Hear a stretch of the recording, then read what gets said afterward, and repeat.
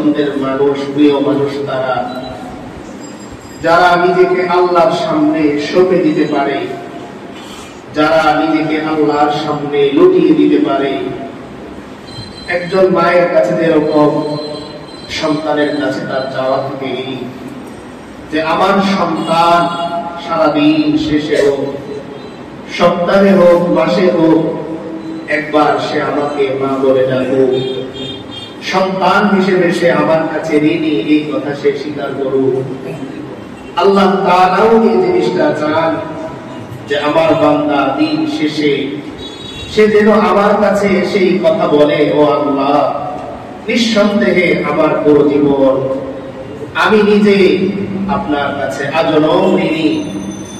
কারণ একজন মানুষের প্রত্যেকটা মুহূর্ত আল্লাহ তাআলার পক্ষ থেকে প্রাপ্ত ঋণের উপরেই চলে। এক মুহূর্ত যদি আল্লাহ কোন বান্দার উপর রহমত করা, দয়া করা, নেক দৃষ্টি আল্লাহ বঞ্চিত করে দেন ওই বান্দাকে, তাহলে সে বান্দাটা দুনিয়ার সব চাইতে প্রভাবশালী হলেও দুনিয়ার মধ্যে এক সেকেন্ড সে টিকে থাকতে পারে না। এজন্য কারণের সম্পদ কম ছিল না, বরং পৃথিবীর মধ্যে এত যারা ধনী ছিলেন, সম্পদশালী ছিলেন, তাদের মাঝে অন্যতম ছিলেন কারণ। তিনিও যখন আল্লাহ তাআলার পক্ষ থেকে দয়া বঞ্চিত হলেন, মায়া বঞ্চিত হলেন, ভালোবাসা বঞ্চিত হলেন, তখন একটা সেকেন্ড সে আর দুনিয়ায় টিকতে পারেন।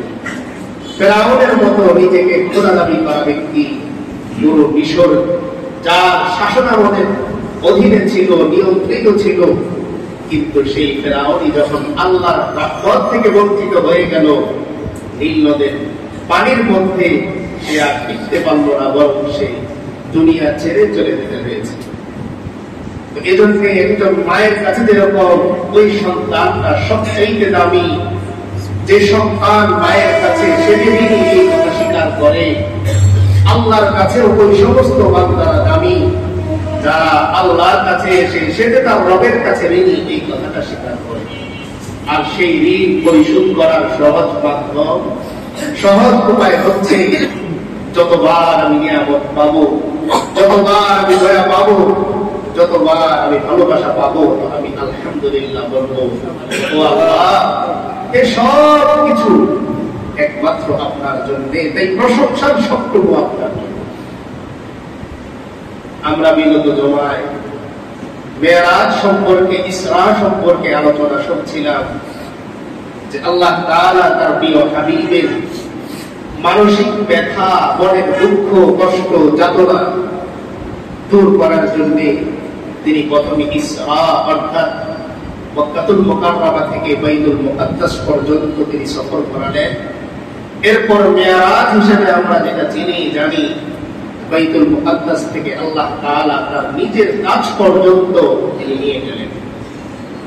তো আমরা চতুর্থ আসমান পর্যন্ত হাদিসের বর্ণনা শুনেছিলাম।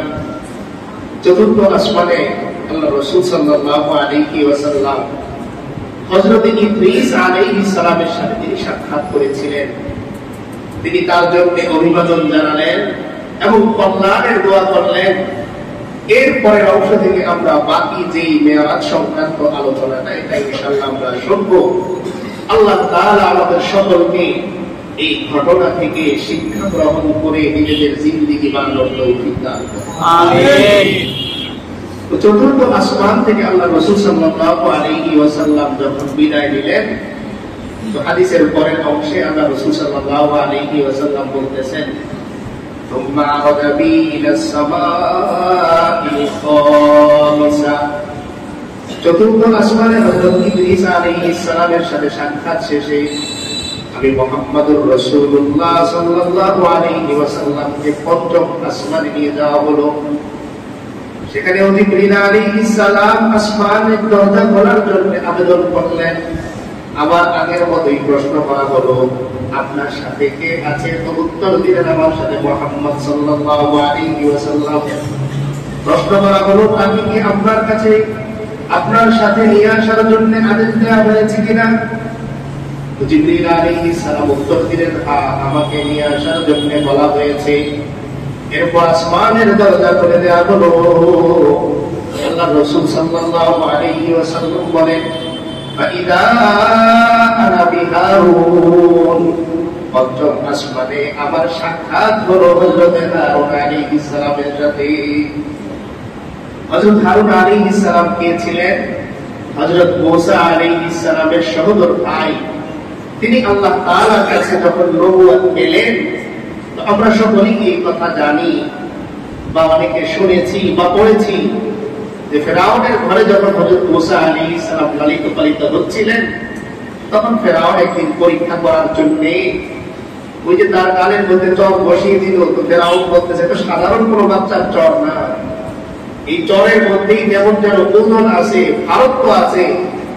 তাই তার মনের মধ্যে সন্দেহ তৈরি। সে পরীক্ষা করার জন্য এক পাশে আগুন রেখেছে, অন্য পাশে কোথাও আছে গোল রেখেছে বা সমুদ্রযুক্ত কোনো জিনিস সে রেখেছে। তো আল্লাহ তাআলার যেহেতু প্ল্যান হচ্ছে যে যেই ফেরাউন মুসার ভয়ে পুরো মিশরকে তছনছ করতেছে, নির্যাতন করতেছে, আমি আল্লাহ পৃথিবীবাসীকে আমার ক্ষমতা দেখানোর জন্য এই ফেরাউনের কোলের মধ্যেই আমার মুসা নবী কায়েম করব। সুবহানাল্লাহ। এবার যখন আগুন দেয়া হলো, এক পাশে অন্য পাশে গোলাম, আল্লাহ তাআলা হযরত জিবরিল আলাইহিস সালামকে পাঠালেন যে আমার নবী মুসা তো যেহেতু নবী, তাই সে কোলের দিকেই যাবে। মুসা শিশু কোলের দিকে যখন আগাচ্ছে, জিবরিল আলাইহিস সালাম ওনাকে ধরে আগুনের দিকে ঘুরিয়ে দিলেন। এবার সে আগুনের দিকে আগাচ্ছে, আগুন ধরে বুকের মধ্যে দেয়, তো জিহ্বাটা তার পড়ে যায়।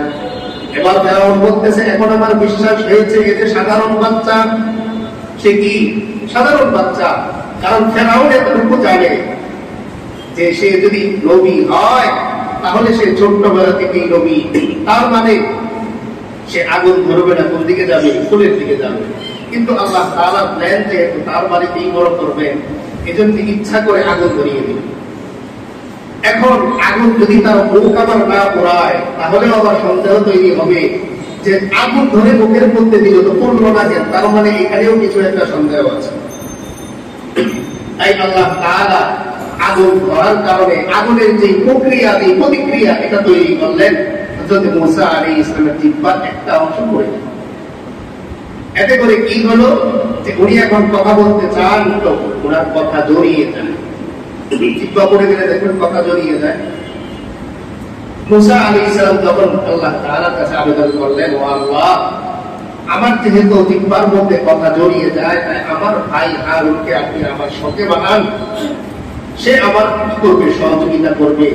যেহেতু হযরত হারুন আলাইহিস সালাম তিনি খুব বাক্পটু ছিলেন, খুব সুন্দর কথা বলতে পারতেন, এই জন্য হযরত মুসা আলাইহিস সালাম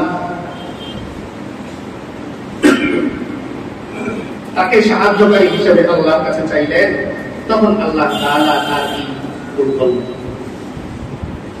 তো হারুন আলাইহিস সালামের সাথে আল্লাহ রাসূল সাল্লাল্লাহু আলাইহি ওয়াসাল্লামের সাক্ষাৎ হয়ে গেল। তো আল্লাহ রাসূল সাল্লাল্লাহু আলাইহি ওয়াসাল্লাম বলেন, হযরত হারুন আলাইহিস সালাম তিনিও আমাকে অভিবাদন জানালেন এবং আমার জন্য তিনি কল্যাণের দোয়া করলেন। দোয়া শেষ, কথাবার্তা শেষ, এরপরে তিনি ষষ্ঠ আসমানের জন্য রওনা দিলেন।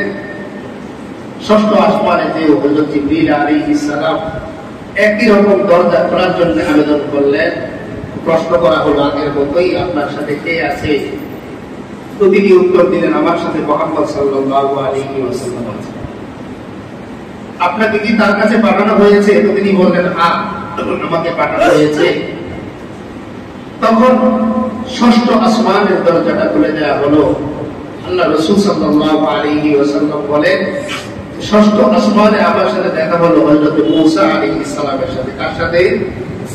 হযরত মুসা আলাইহিস সালামের সাথে। হযরত মুসা আলাইহিস সালাম তাকে অভিবাদন জানালেন, কল্যাণের দোয়া করলেন। এরপর তিনি রওনা দিলেন সপ্তম আসমানের জন্য। তো সপ্তম আসমানে যাওয়ার পর আবার একই রকম দরজা খোলার জন্য তিনি আবেদন করলেন। প্রশ্ন করা হলো, আপনার সাথে কেউ আছে? তিনি বললেন, হ্যাঁ, আমার সাথে মুহাম্মদ সাল্লাল্লাহু আলাইহি ওয়াসাল্লাম আছে। বলা হলো, আপনার কি তার কাছে পাঠানো হয়েছে? তিনি উত্তর দিলেন, হ্যাঁ, আমাকে তার কাছে পাঠানো হয়েছে। দরজা খোলা হলো। আল্লাহ রাসূল সাল্লাল্লাহু আলাইহি ওয়াসাল্লাম বলতেছেন, তখন আমি দেখলাম হযরত ইব্রাহিম আলাইহিস সালাম, কে হযরত ইব্রাহিম আলাইহিস সালাম মেরাজের ঘটনা বর্ণনা করতে যে আল্লাহ রাসূল সাল্লাল্লাহু আলাইহি ওয়াসাল্লাম শোনাচ্ছেন, তোমরা কি একটা জিনিস আমার থেকে শুনবে? তো সাহাবায়ে কেরাম আগ্রহ করে বললেন, ইয়া রাসূলুল্লাহ, অবশ্যই শুনবো। তখন তিনি বললেন যে আমি যখন হযরত ঈসা আলাইহিস সালামকে দেখেছিলাম, তখন আমার এক সাহাবী